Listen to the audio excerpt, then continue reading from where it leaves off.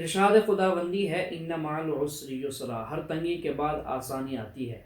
जब आप हक रास्ते का इंतखाब करते हैं तो आपके ऊपर एकदम से परेशानियों, मुसीबतों और आलाम की बारिश हो जाती है, लेकिन थोड़े वक्त सब्र करने के बाद अल्लाह की तरफ से आसानी ऐसे आती है कि बंदा तंगी को भूल जाता है। जैसा कि आज की वीडियो में आप सुनेंगे, मोहम्मद अली नामी एक शख्स जो कि पहले हिंदू मज़हब से ताल्लुक़ रखता था, अल्लाह ताला ने हिदायत दी, फिर वो किन हालात और वाक़ियात से जो चार हुआ, यहाँ तक कि घर वालों ने भी निकाल दिया। खैर, ये सारी चीज़ें आपने ख़ुद उनसे सुननी है। आपसे गुजारिश है वीडियो को आखिर तक लाजमी सुनिएगा और उसके बाद हमारे चैनल को सब्सक्राइब करना बिल्कुल न भूलिएगा। अस्सलाम वालेकुम वरहमतुल्लाहि वबरकातुहू। मेरा नाम है मोहम्मद अली। मैं राजस्थान के जयपुर ज़िले से ताल्लुकात करता हूँ और इससे पहले मेरा नाम पीयूष सिंह था। मेरी फ़ैमिली के अंदर मेरे वालिदैन के अलावा मेरे छोटे भाई हैं और जॉइंट फैमिली है एक्चुअली हमारी, चाचा चाची सारी पूरी फैमिली है अल्लाह के फजल से। इसके अलावा मैंने bachelor of computer application BCA की स्टडी की है जयपुर राजस्थान से ही। और दीन इस्लाम के ताल्लुकात मेरा जो एंट्री हुई इस्लाम में, मेरी एंट्री किस तरह से, उसके बारे में आपको थोड़ा बताता हूँ। ये बात है जी सन 2017 की, मार्च के महीने 2017 में मेरी ग्रेजुएशन का लास्ट ईयर चल रहा था। तो उस दौरान मेरे कुछ आसपास के पड़ोस के साथी थे जो जिन एक्चुअली मेरा सर शुरू से ही इस बार इस्लाम के स्टडीज़ के बारे में बहुत रुझान था। जैसे जो भी इस्लामिक स्टडीज़ हो गई या क्रिश्चियनिटी के ऊपर स्टडीज़ हो गई। मैं 6 महीने तक सर मैंने क्रिश्चियनिटी के बारे में भी स्टडी की है। 6 महीने तक मैं रेगुलर चर्च भी गया हूँ। मैंने उनको पूरा उनका मसलक, उनका धर्म, सब चीज़ देखी है। काफ़ी चीज़ें मैंने देखी, लेकिन आखिरी जो मेरा कंक्लूज़न निकला वो यही निकला कि अगर इंसान को इस दुनिया और आखिरत में कोई मुकाम हासिल हो सकता है तो सिर्फ़ और सिर्फ अल्लाह तबारक व तआला की कृपा और आशीर्वाद से ही हो सकता है। इसमें कोई दो राय नहीं है। और इस्लाम ही एक वाहिद रास्ता है जो आपको जन्नत की तरफ ले जा सकता है।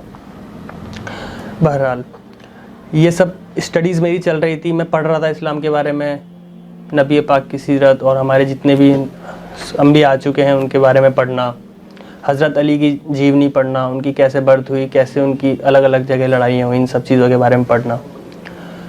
इसी को आप कह सकते हैं कि धीरे धीरे मेरा इस्लाम की तरफ इंटरेस्ट बढ़ता गया। और एक वक्त ऐसा आ गया जब मुझे लगने लगा कि कोई भी चीज़ है, कोई भी मूर्ति है, कोई भी तस्वीर है जिसे हम इंसान अपने हाथों से बनाते हैं, वो कैसे हमारी हिफाजत कर सकती है, कैसे हमारी रक्षा कर सकती है। क्योंकि अगर आज मैं उस मूर्ति का कुछ भी उसको इंजर्ड कर देता हूँ या किसी भी तरीके से तकलीफ़ पहुँचाता हूँ तो जाहिर सी बात है वो मुझे तकलीफ़ नहीं पहुँचा पाएगी वहाँ पे। तो जब वो मुझे उसके नुकसान पे वो मेरा नुकसान नहीं कर पा रही तो फिर वो मेरा फ़ायदा पहुँचाना तो बहुत दूर की बात है उसके लिए। उसके बाद में मैंने और ज़्यादा जब डिटेल में पढ़ा तो मैंने देखा कि अर्थववेद और काफ़ी सारे ऐसे वेदास हैं हमारे हिंदू धर्म के पुराने, जिसके अंदर हमारे नबी अकरम सल्लल्लाहु अलैहि वसल्लम का जिक्र है। हाँ, ये हो सकता है कि कुछ नाम में फेरबदल हो, उनके वंश के नाम में फेरबदल हो, उनकी लोकेशन के नाम में फेरबदल हो, लेकिन ऐसा नहीं है कि बिल्कुल अवेलेबल ना हो, अवेलेबल है। उसके बाद सर मैंने धीरे धीरे मस्जिद की तरफ रुख किया अपना। मैंने मस्जिद में जाके देखा कि यार किस तरह से प्रेयर की जाती है इस्लाम में, किस तरह से नमाज अदा की जाती है। शुरुआत में मेरी प्रेयर ऐसे हुआ करती थी कि जब सब लोग रुकू में होते थे तो मैं खड़ा हुआ होता था, जब सब सजदे में होते थे तो मैं रुकू में होता था। काफ़ी प्रॉब्लम फेस करनी होती थी, लेकिन धीरे धीरे अल्लाह के फजल से ये चीज़ मैंने सीखी। अब हुआ यूँ कि बोलना तो नहीं चाहिए लेकिन मैं फिर भी आपको बताता हूँ। हमारी ही एरिया के कुछ मुस्लिम समुदाय के लोगों ने, जहाँ पे मैं नमाज़ अदा करने जाता था, धीरे धीरे उन लोगों ने ही मेरी फैमिली को कंप्लेंट करना शुरू किया कि आपका लड़का हमारी मस्जिद में नमाज़ पढ़ता है। अब मेरे जो पिताजी हैं, फादर है, वो मीडिया पर्सन है, मीडिया से रिलेटेड पर्सन है। हमारी फैमिली की उस एरिया में काफ़ी अच्छी रेपुटेशन है। तो उन्होंने कहा कि अनूप जी, आपका लड़का फ़लाँ मस्जिद में, हमारे नज़दीक में एक मक्का मस्जिद है, वहाँ पे उन्होंने कहा कि आपका लड़का मक्का मस्जिद में नमाज़ पढ़ता है। तो मेरे जाहिर सी बात है, किसी भी बाप का अगर बेटा दूसरे मसलक को चीज़ फॉलो करेगा तो उन्हें गुस्सा आना लाजमी है। तो मेरे फादर ने मेरे से काफ़ी उस टाइम सख्ती की। खैर वो उनका कोई बात नहीं, क्योंकि अपने पिता हैं, वो अपने साथ जो भी करें कोई परेशानी नहीं है उसमें।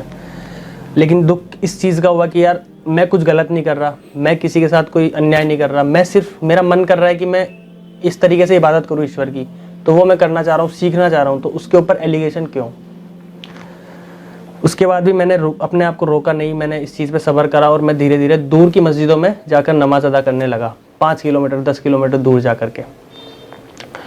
एक दिन ऐसा आया हज़रत कि एक तबलीग जमात से जुड़ी हुई एक कम्युनिटी हमारी एक मस्जिद में आई हुई थी। असर की नमाज का वक्त था, तो नमाज़ अदा करने के बाद उस मस्जिद में मैं रेगुलर नमाज़ अदा करता था। मैंने ये डिसाइड कर रखा था कि मुझे फ़जर किस मस्जिद में पढ़नी है, ज़ोहर किस में, असर किस में, मगरिब किस में, इशा किस में। तो असर की नमाज़ के बाद में मैं बयान के लिए उन्होंने सबको इकट्ठा किया, दावत दी, तो मैं अभी बैठ गया। तो उन्होंने मुझसे ये कहा कि आप भाई अक्सर इस मस्जिद में देखे जाते हैं? जी हाँ। बोले बिल्कुल मैं देखा जाता हूँ, मैंने जवाब दिया। तो उन्होंने कहा कि आप हमारे रहबर बन जाएं। तो मैंने उन्हें ये कहा कि भाईजान आपकी बात बिल्कुल ठीक है, लेकिन ये रहबर, अमीर और ये तबलीग और ये जमात, ये आप क्या बात कर रहे हैं? मुझे इस बारे में बिल्कुल भी नॉलेज नहीं है, क्योंकि उस टाइम तक मेरे को इस्लाम के किसी भी मसलक के बारे में कुछ नॉलेज नहीं थी। मैं सिर्फ यही जानता था कि अल्लाह के सिवा कोई माबूद नहीं और पैगम्बर सल्लल्लाहु अलैहि वसल्लम के सिवा कोई नबी नहीं अल्लाह का, सिर्फ ये चीज़। इसके अलावा मुझे कुछ नहीं पता था इस्लाम के बारे में, 2 वर्ड्स के अलावा। उन्होंने मुझे समझाया कि ऐसे ऐसे एक इस्लाम के अंदर एक स्पेसिफिक ग्रुप, एक चेन काम करती है जो कि लोगों को अच्छे रास्ते की तरफ लेकर आती है। तो उनको मैंने छोटी सी अपनी बताई कि यार मेरे साथ में, मैंने इस्लाम में फ़ॉलो करना चाहता हूँ, लेकिन मेरे साथ कुछ परेशानियाँ ऐसी आ रही है। मेरे फैमिली मुझे फ़िज़िकली और मेंटली काफ़ी टॉर्चर करते हैं, और आसपास का जो हमारा माहौल है वो थोड़ा विपरीत है मेरी चीज़ के अलावा। तो उन्होंने कहा कि भाईजान जब भी आपको कोई तकलीफ़ आए तो आपको सीधे जाना है, मरकज़ का रुख करना। आप जब भी आपको कोई परेशानी आए, वहाँ से आपको इंशाल्लाह ज़रूर मदद मिलेगी इस मैटर को लेके। तो हो सकता है शायद अल्लाह के फरिश्ते वहाँ उस समय मौजूद है, उन्होंने तुरंत बात हमारी पहुँचाई। और अगले दिन जुम्मा का दिन था, 20 मार्च 2019। उस दिन मैं जुम्मे की नमाज़ पढ़ के घर पे जब आया, तो जुम्मे की नमाज़ के दौरान मेरा फ़ोन साइलेंट पे था। मेरी फैमिली की लगभग 18 से 20 मिस कॉल्स उसमें उस टाइम अवेलेबल थी। तो मैं घर मस्जिद से निकलते ही फ़ोन देखते ही मैं समझ गया था कि कुछ ना कुछ मैटर आज बड़ा होने वाला है। मैं घर पहुंचा। घर पहुंचते ही मेरे फादर ने मुझे सीधा ये कहा कि नहा पहले तो जाके। तो अल्लाह को शायद यही मंजूर था, और 20 मार्च 2019 को जुम्मे की नमाज़ के वक्त बाद में मैं जब घर वापस आया, तो मेरे फ़ोन में ऑलरेडी फैमिली की इतनी सारी मिस कॉल्स थी। मैं थोड़ा बहुत समझ गया था कि घर पे कुछ ना कुछ आज मैटर होने वाला है। मैं घर पहुंचा तो मेरे फादर ने मुझे ये कहा कि आप कहाँ गए थे? तो मैंने कहा पापा मैं नमाज़ पढ़ने गया था। तो मेरे फादर ने, उससे पहले भी मेरे पापा मेरे साथ कई बार सख्ती कर चुके थे, मारना पीटना, ये तो बहुत आम बात हो गई थी। असल में हिंदू कम्युनिटी के कुछ बड़े बड़े पॉलिटिकल पर्सनस के कॉल आना, रात को 2-2 बजे धमकी भरे कि तुझे ज़िंदा नहीं रहने दिया जाएगा, जान से मार दिया जाएगा। जयपुर में क्या, तू कहीं भी रह ले, वहाँ पे भी।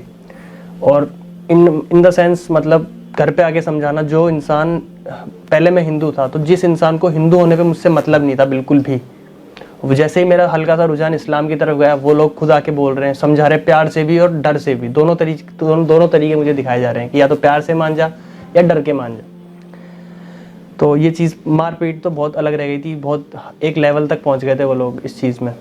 पुलिस वगैरह का काफ़ी हो गया था मैटर, लेकिन चले मैं बताता हूँ पूरा डिटेल में। तो मैं घर पहुंचा तो मेरे फादर ने कहा कि आप ठीक है, आपको मना किया गया था। खैर मेरा लहजा बोलने का ये है, लेकिन उनके अल्फाज कुछ और ही थे, आप समझ सकते हैं थोड़ा।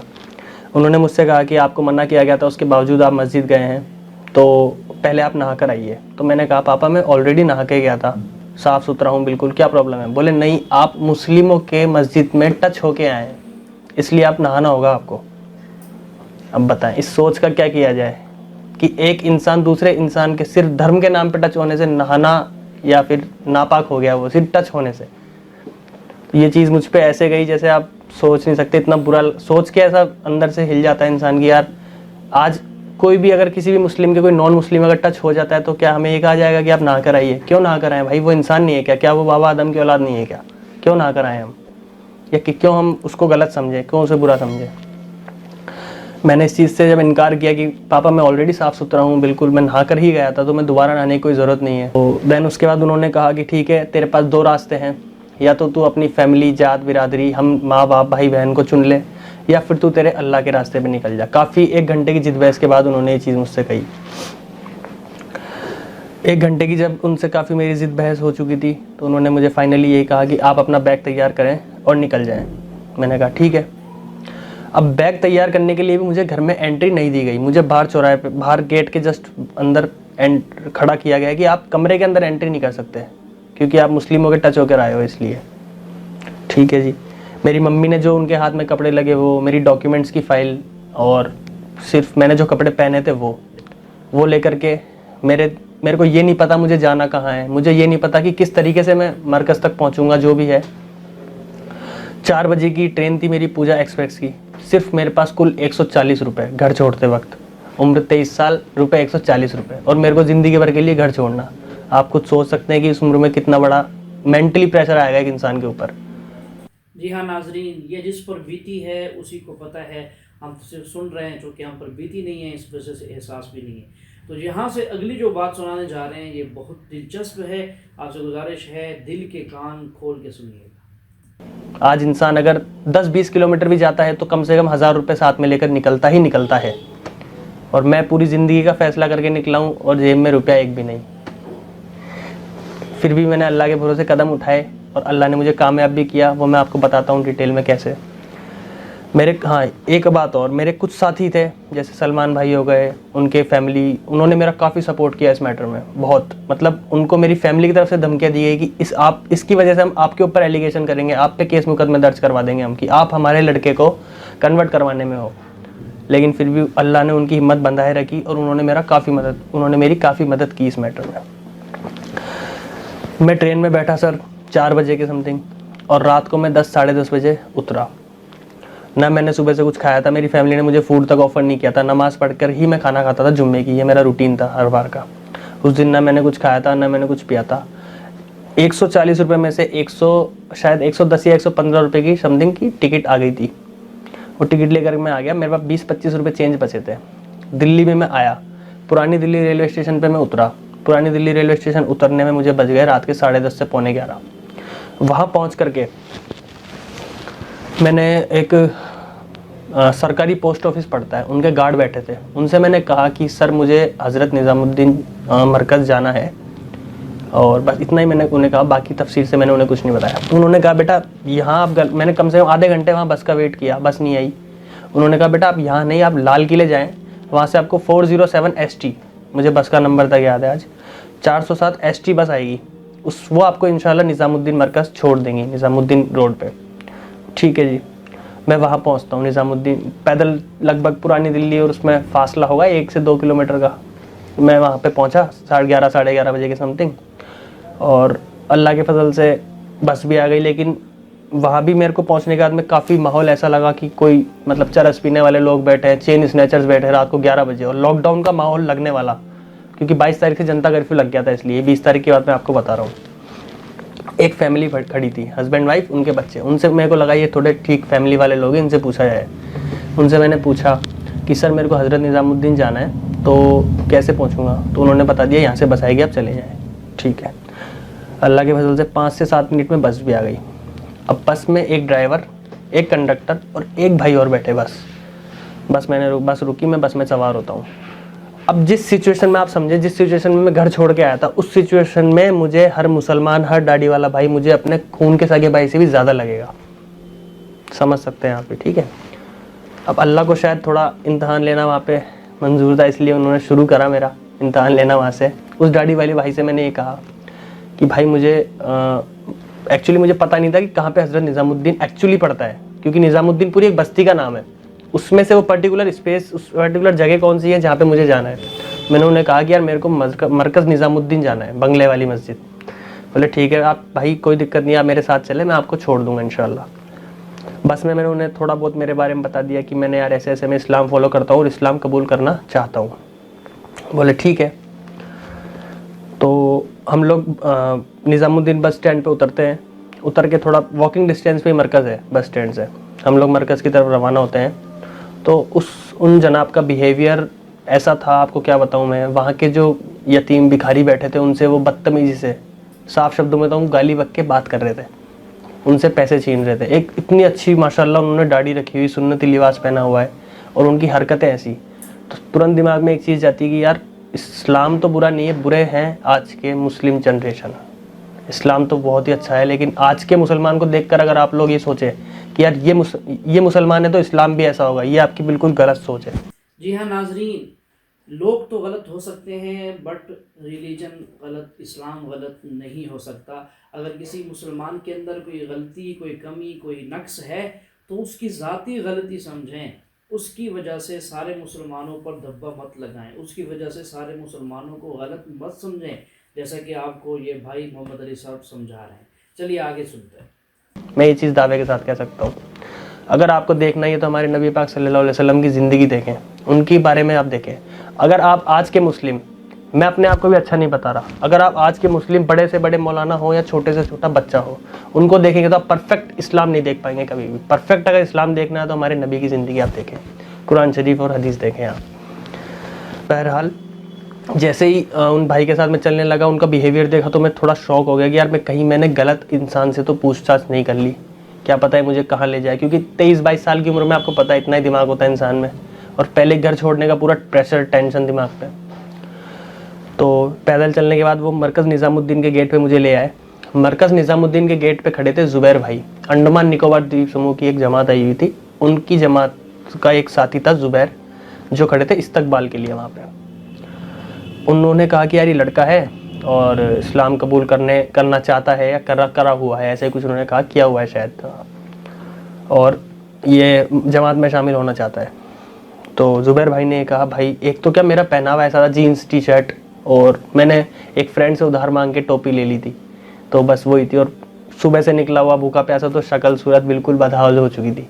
एक मेरे पास में बैग। उन्होंने कहा कि आप कितने वक्त की जमात में आना चाहते हो, तो मेरे पास इस बात का कोई जवाब नहीं। मुझे नहीं पता था कि चिल्ला 4 महीने साल लगता है इसके अंदर। मुझे तो ये लगा था कि हाँ ठीक है, ये वाहिद रास्ता है, इसमें निकलेंगे तो इंशाल्लाह अपन को नॉलेज अच्छी बढ़ेगी अपनी।